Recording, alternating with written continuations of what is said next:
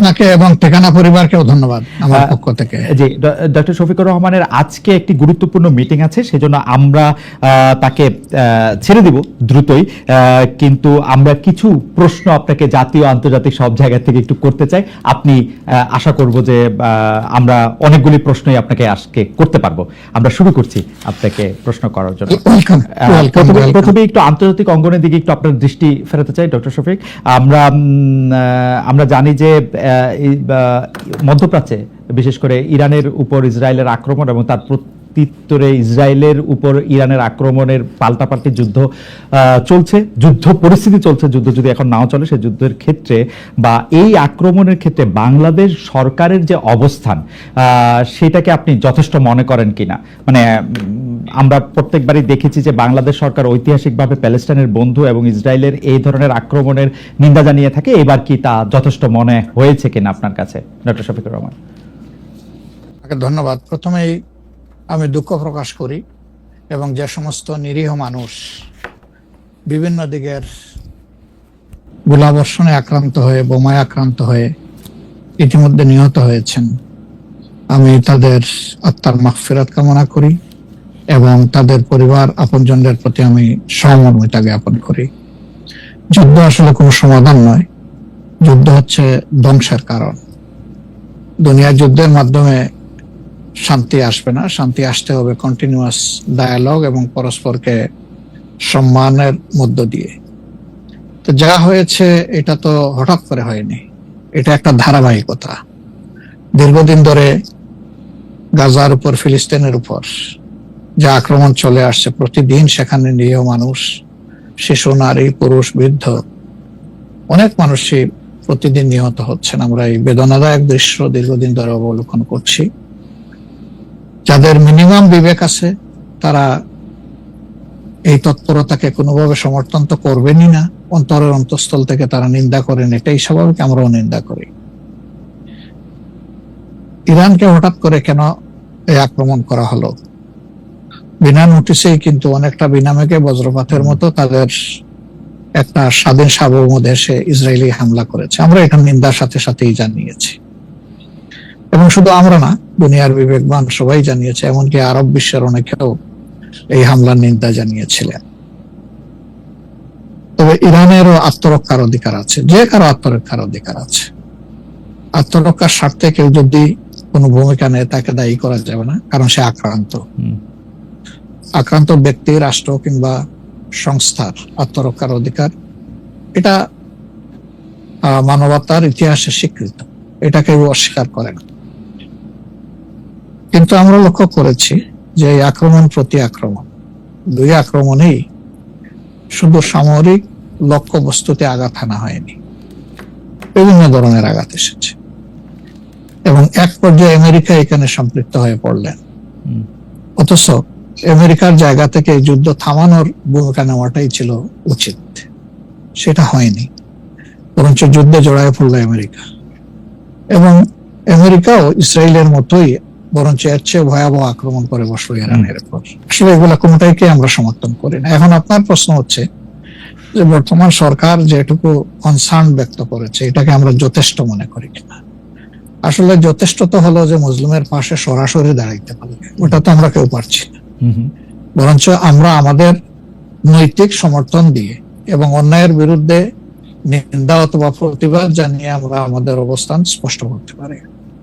সরকার যা করেছে, আশা করি আপনার এবং আমার এই আলোচনার মাধ্যমে সরকার আরো বেশি উপলব্ধি করবে যে তাদের আরো কিছু করণীয় ছিল। না মাননীয় আমির, আমরা একটি বিষয়ে একটি প্রশ্ন উঠেছে। প্রশ্নটি হচ্ছে এরকম যে 13 তারিখে পররাষ্ট্র মন্ত্রণালয় থেকে এই ইসরায়েলের ইরানের উপর আক্রমণের প্রতিবাদ জানানো হয়েছে, কিন্তু সেটি আসলে এমনকি পররাষ্ট্র মন্ত্রীর পক্ষ থেকেও সে প্রতিবাদ জানানো হয়নি, পররাষ্ট্র মন্ত্রণালয়ের পক্ষ থেকে। এর আগে আমরা দেখেছি এরকম আক্রমণের ক্ষেত্রে বাংলাদেশের সরকার বা রাষ্ট্রপ্রধান আসলে প্রতিবাদ জানান, তারা একটি বক্তব্য রাখেন বা বক্তব্য দেন। এই ক্ষেত্রে আমরা ডক্টর মোহাম্মদ ইউনূসকে একদম চুপচাপ দেখছি। ডক্টর মোহাম্মদ ইউনূস সরকারকে বলা হচ্ছে যেহেতু তারা এখন মার্কিন যুক্তরাষ্ট্র সরকারকে খেপাতে চান না, সেই জন্য তারা এই ব্যাপারে আসলে এক ধরনের ধীরে চলো নীতি অবলম্বন করছেন। আপনি কি বিষয়টা সেভাবে দেখেন কিনা? এটার ব্যাখ্যা তারা ভালো দিতে পারবেন, তবে এমন দৃষ্টিভঙ্গি থাকলে এটা উচিত হবে না। কারণ মানবতা যেখানেই আক্রান্ত হবে, একটা স্বাধীন দেশ হিসেবে, বিবেকবান কর্তৃপক্ষ হিসেবে অবশ্যই আমাদেরকে রেসপন্স করতে হবে। এই প্রসঙ্গে আরেকটু আন্তর্জাতিক প্রশ্ন, সেটা হচ্ছে যে আরব রাষ্ট্রগুলো, বিশেষ করে অর্গানাইজেশন অফ ইসলামিক কান্ট্রিজ এবং আরব ওয়ার্ল্ড, যারা আরবের ধনী বৃষ্য, তাদের যে প্রতিক্রিয়া, সেই প্রতিক্রিয়াকে আপনি আসলে সঠিক মূল্যায়ন করেন কিনা, দুই এক কথা বললেই হবে যে আপনি কি তাদেরকে খুবই দুর্বল, খুবই দুর্বল। আপনি খুবই খুবই খুবই দুর্বল মনে করতেছেন। আমি একটু আন্তর্জাতিক রাজনীতি থেকে একটু আঞ্চলিক রাজনীতিতে আসি। অনেকেই বলে থাকেন যে বাংলাদেশে রাজনীতি করতে হলে ভারতের সাথে একটা বড় সম্পর্ক রেখে রাজনীতি করতে হবে। আপনার কাছে কি মনে হয় এই সময় ভারতের সাথে বড় সম্পর্ক কারা রাখতেছেন, এবং জামায়াতে ইসলামীর সাথে ভারতের সম্পর্ক আসলে কেমন? প্রথম কথা হলো যে রাজনীতি কার জন্য? রাজনীতি আমার মাটি এবং মানুষের জন্য। সুতরাং আমার সম্পর্কটা হবে জনগণের সাথে, আমার সম্পর্ক হবে আমার মাটির সাথে। এটা আমার 1 নম্বর প্রায়োরিটি। 1 নম্বর প্রায়োরিটিকে তার জায়গায় রেখে দুনিয়ায় যারা বন্ধু হয়ে এগিয়ে আসবেন দেশ এবং জনগণের কল্যাণে, আমরা সবাইকে আমরা স্বাগত জানাবো, অভিনন্দন জানাবো এবং বুকে ধারণ করব। কিন্তু যদি এই সম্পর্ক রাখার অর্থ এটি হয় যে কোনো রাষ্ট্রের আনুকূল্য নিয়ে অথবা রাষ্ট্রকে সন্তুষ্ট রেখে কোন ধরনের রাজনৈতিক কর্মকাণ্ড পরিচালিত হবে, আমরা তার সম্পূর্ণ বিরোধী। ওকে, এই ক্ষেত্রে কেউ কেউ বলতেছেন যে বিএনপির সাথে ভারতের একটি সম্পর্ক দেখা যাচ্ছে, আবার কেউ কেউ উল্টোটা বলতেছেন ডক্টর মোহাম্মদ ইউনূস ভারতের সাথে সম্পাদিত শেখ হাসিনা সরকারের কোনো চুক্তি আলোর সম্মুখে আনছেন না এবং তার কোনোটি বাতিল করছেন না, কারণ ডক্টর মোহাম্মদ ইউনূস সরকারেরও ভারতের সাথে একটি নিবিড় এবং প্রবল সম্পর্ক রয়েছে। আপনি এই দুটি কিভাবে বিবেচনা করেন, যে বিএনপির সাথে কি আসলে ভারতের একটি প্যাক্ট আছে? ডক্টর মোহাম্মদ ইউনূস কি ভারতের কাছে মুখে যাই বলুন খুবই নতজানু সরকার? মানে হোয়াট ইজ আপনার বিশ্লেষণ একটু শুনতে চাই। আসলে প্রথমটা আপনি যেমনটি শুনছেন আমিও তেমন শুনতেছি, আমার কাছে এর কোনো ডকুমেন্ট নাই। আর দ্বিতীয়টা যেটা বলতেছেন ডক্টর ইউনূস সাহেবের ব্যাপারে, আমি এর কোনো আলামত দেখতে পাচ্ছি না যে উনি ভারতের কাছে নত জানু, এর কোনো আলামত আমার কাছে স্পষ্ট নয়। ভারতের সাথে আমরা ভারতকে বিভিন্ন বিষয়ে তার সাথে কনফ্লিক্টে দেখতে পাচ্ছি। ভারতের সাথে হাসিনা সরকারের সম্পাদিত চুক্তিকে তিনি সামনে আনতেছেন না, এইটা একটা অভিযোগ। আরেকটা অভিযোগ হচ্ছে ভারত একতরফাভাবে ট্রান্সশিপমেন্ট এবং স্থলবন্দর দিয়ে মাল আনা নেওয়া বাতিল করলো, এর বিপরীতে বাংলাদেশ কোনো ব্যবস্থাই নেয় নাই এখন পর্যন্ত। আসলে বাংলাদেশের নেওয়ার সেই সুযোগটাও কতটুকু আছে না আছে সেটা বিবেচনায় নিতে হবে। 2 নম্বর হচ্ছে যে ইউনূস সরকার এখন দায়িত্বে আছেন, আমি ক্ষমতায় বলবো না, এই দেশের জনগণই তাকে দায়িত্ব দিয়েছে, উনি দায়িত্বে আছেন। উনি দায়িত্বে আসার পরে এটা ঠিক যে ভারত বলেছে নির্বাচিত সরকার আসলে তারা দেশকে সহযোগিতা করবে, তা এখানে কি বার্তা দেওয়া হলো তাহলে? সুতরাং এটা কোনোভাবেই টিকে না বিষয়টা। আর এই সরকারের অনেকগুলা প্রায়োরিটি আছে। চুক্তি সম্পাদন হয়েছে 2টা মানে সরকারের মধ্যে ইতিপূর্বে।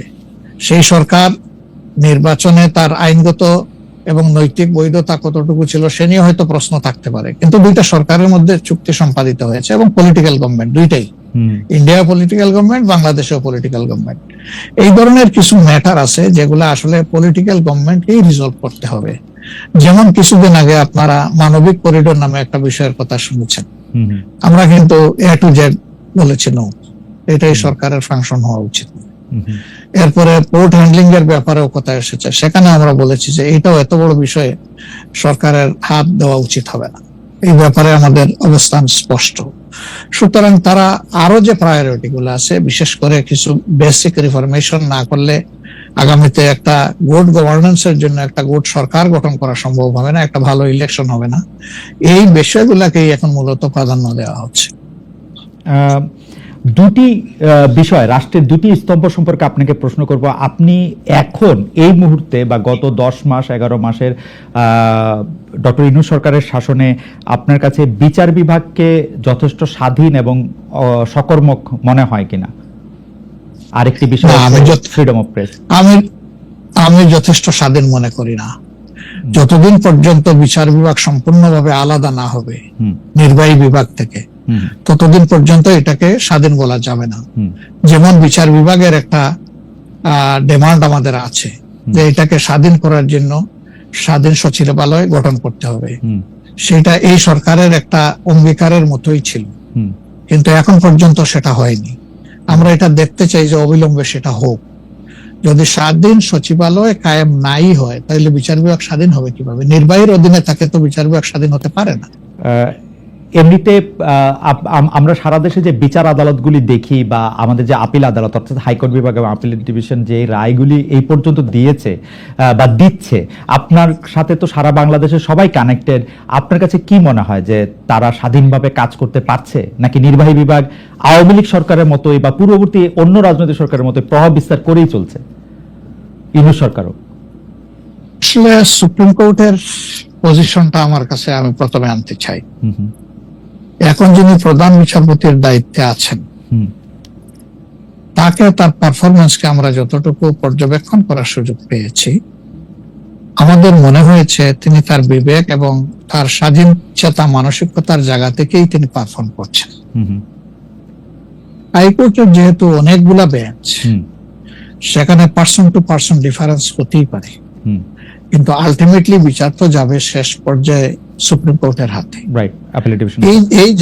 এই জায়গাটাকে অতীতের যে কোনো সময়ের তুলনায় আমাদের কাছে বেটার মনে হচ্ছে। আপাতত ভবিষ্যতে তারা কি করবেন সেটা এখনই অগ্রিম বলা যাচ্ছে না। ওকে।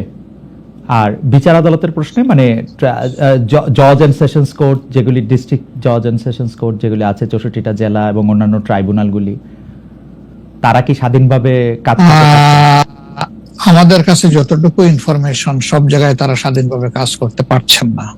বিভিন্ন আনডিউ প্রেসার তাদের উপরে আছে। এটা কি নির্বাহী বিভাগের উপর থেকে, নাকি এটা জামাত ইসলামী প্রেসারটা দিচ্ছে বা বিএনপি প্রেসারটা দিচ্ছে বা এনসিপি প্রেসারটা দিচ্ছে? আমরা তো কোনো প্রেসারের পক্ষে নাই। আমরা always in favour of fair justice. আমরা আনফেয়ার কোনো জাস্টিস চাই না, আমরা চাই ফেয়ার জাস্টিস। এখন আর কারা দিচ্ছে না দিচ্ছে, আপনার টক শোতেই আপনি মেনি টাইমস বলেছেন, আমাকে উত্তর দেওয়ার দরকার নাই। আপনি যথেষ্ট জনগণের পক্ষে মতামত ব্যক্ত করার জন্য আপনি বহু সময় এই কথাগুলো রিপিট করেছেন। আমরা কিন্তু এর পক্ষে নাই এবং আমাদের বিরুদ্ধে এই ধরনের কোনো কমপ্লেইন কোথাও নেই। আর যদি ফ্রিডম অফ প্রেসের কথায় আসি, অর্থাৎ সংবাদপত্রের স্বাধীনতা বা গণমাধ্যমের স্বাধীনতার প্রশ্নে আপনার কাছে এই 10 মাসের বিবেচনা যদি চাই বা বিচার যদি চাই, আপনি কেমন দেখছেন যে স্বাধীনভাবে মত প্রকাশ করা যাচ্ছে কিনা? মানে সংখ্যা, যারা সংখ্যায় কম তারাও তাদের মতামত দিতে পারছে কিনা? জি না, সেটা আমি আসতেছি। যদি আপনি in comparison two previous period, that is last 15.5 years, even another 2 years you can add with it. সকল কেয়ারটেকার সরকারের 2 বছর, পরবর্তী 15.5 বছর। অনেক সময় প্রেস আমাদেরকে বলতো, আমরা যখন জিজ্ঞেস করতাম যে এই ধরনের একটা জলজ্জন্ত মিথ্যাচার কেমনে করলেন, ওই যে কিছু করার নাই, স্ক্রিপ্ট লেখা ছিল, আমাদেরকে এটা জাস্ট ব্রডকাস্ট করতে হয়েছে। তো এখন সেই পরিস্থিতি এরকম নাই বলে আমাদের কাছে মনে হয়। তারপরেও আমরা প্রেসের কাছ থেকে বিভিন্ন সময় শুনি তাদের কিছু কনসার্নের জায়গা এখনো বিদ্যমান। কেউ কেউ এখনো তাদের উপরে আনডিউ প্রেসার দিয়ে থাকেন, এটা করতে পারবেন, এটা করতে পারবেন না। এটা যদি থাকে, একটা মিনিমাম রেঞ্জেও থাকে, তাহলে তো আমরা কমপ্লিট ফ্রিডম অফ স্পিচ বলতে পারছি না, ফ্রিডম অফ এক্সপ্রেশন আমরা বলতে পারছি না। এটা কিছুটা যে এখনো প্রিভেল করছে, এটা আমরা অনুভব করি। তবে আমরা ফিল করি যে প্রেসকে তাদের মতোই রোল প্লে করতে দেওয়া উচিত। আর প্রেসের কাছেও আমাদের প্রত্যাশা, তারা যেন সাদাকে সাদাই বলেন, সাদাকে অন্তত ধূসর বানাবেন না, এবং কালোকেও তারা মানে সার্ফ এক্সেল দিয়ে সাদা বানাবেন না। 5 আগস্টের পর এই প্রশ্ন অবশ্য অনেকবার আপনার সামনে এসছে। তারপর আমি আপনাকে বলি, যেহেতু আপনার সাথে আমার দেখা হচ্ছে নতুন একটা ঘটনার পরে, এই প্রসঙ্গে নতুন একটা ঘটনার পরে, আপনি কিন্তু যে কোনো জায়গাতে এক ধরনের সমন্বয়ের প্রত্যাশী একজন মানুষ, ক্ষমা করার পক্ষে একজন মানুষ। আপনি সর্বশেষ যে আওয়ামী লীগের রাজনীতি নিষিদ্ধ করা হলো এবং দলকে আসলে তার সকল কার্যক্রম নিষিদ্ধ করা হলো, এইটা নিয়ে আমরা দেখেছি যে আপনার দলকে যারা সমর্থন করেন তারাও সেই নিষিদ্ধের দাবি করেছেন। কিন্তু আমি আপনার পার্সোনাল মতামত জানতে চাই যে আপনি এটা আসলে লাইক করেছেন কিনা, বা আপনি এটা পছন্দ করেছেন কিনা, বা আপনার যদি একক ক্ষমতা নেয়ার মানে সিদ্ধান্ত নেয়ার, আপনি আপনার একক সিদ্ধান্ত প্রয়োগ করতেন, তাহলে আপনি এটা করতেন কিনা? দেখেন, এখানে অনেকগুলো বিষয়। আমাকে ইদানিং ফরেন মিশনের যারা বাংলাদেশে আছেন, এনভয় বা আপনার রাষ্ট্রদূত, যারা আছেন তারাও জিজ্ঞেস করেন হুম, যে ন্যাশনাল রিকনসিলিয়েশনের একটা জায়গা থাকা উচিত কিনা। হুম, আমি বলি অবশ্যই উচিত। তবে বিষয়টা হলো যে আমাদের ওন্ড গুলা একদম তাজা, হুম, ট্রমাগুলা এখনো মেন্টাল এবং ফিজিক্যাল ট্রমা এখনো বিদ্যমান। হাসপাতালের বেডে এখনো রয়ে গেছে ইনজিওর্ড পার্সন গুলো। শহীদ পরিবারের অনেকেই তাদের আপনজনের লাশও এখন পায় নাই, লাশের সন্ধান বা কবরের সন্ধানও পায়নি। সো এটা একদম তাজা একটা বিষয়। যেমন আমরা যদি সাউথ আফ্রিকার কথা ধরি, তাহলে ডিকেডস আফটার ডিকেডস এটাকে হিলিং করতে, রিকনসিলিয়েশনে আনতে সময় লেগেছে। অর্থাৎ মিনিমাম একটা সময় দিতে হবে। আওয়ামী লীগের ক্ষেত্রে কি হয়েছে, তাদেরকে নিষিদ্ধ করা হয়নি, তাদের কার্যক্রমের উপরে মানে নিষেধ আরোপ করা হয়েছে, তারা ফাংশন গুলা করতে পারবে। 15.5 বছর তো তারা সুযোগ পেয়েছিলেন এই দেশে ফেয়ার ডেমোক্রেসি, তারা চাইলে কিন্তু কালচার করতে পারতেন এবং ইতিহাসে স্মরণীয় হয়ে থাকতে পারতেন। কিন্তু আসলে আপনিও তো তাদের অনেক কর্মকাণ্ডের প্রতিবাদ করেছেন অত্যন্ত জোরালো ভাবে। আগের আপনার ঠিকানা থেকে, বর্তমান ঠিকানা থেকে, সব জায়গা থেকে আপনি যেখানে যখন ছিলেন আপনি করেছেন। কেন করলেন?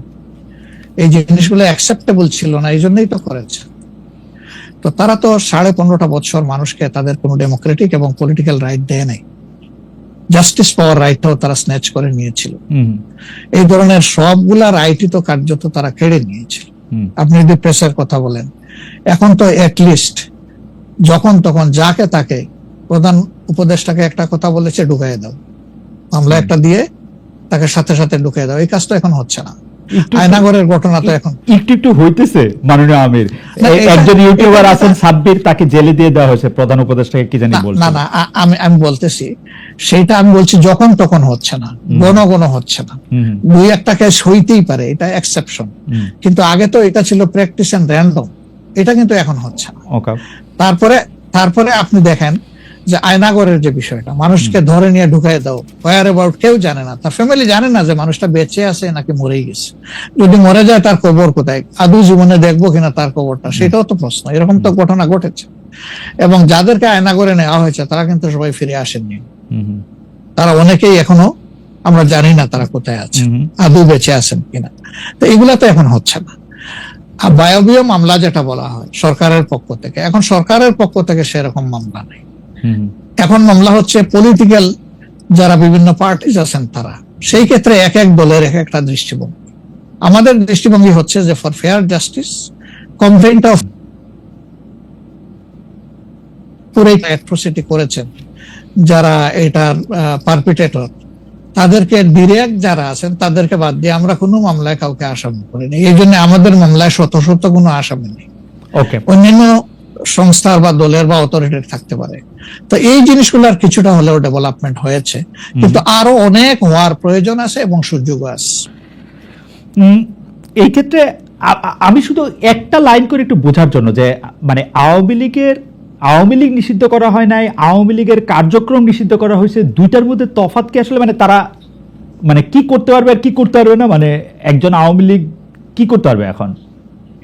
মানে আমার একটা আন্ডারস্ট্যান্ডিং আছে আওয়ামী লীগ নিষিদ্ধ, তা আপনি বলতেছেন না দুইটার মধ্যে একটু তফাৎ আছে। তফাৎটা কি আসলে? দেখেন, নিষিদ্ধ তো আমাদেরও করা হয়েছিল, তাই না? এবং একবার না, আমাদের এই সংগঠনের জন্মের পরে দফায় দফায় আমাদেরকে নিষিদ্ধ করা হয়েছে।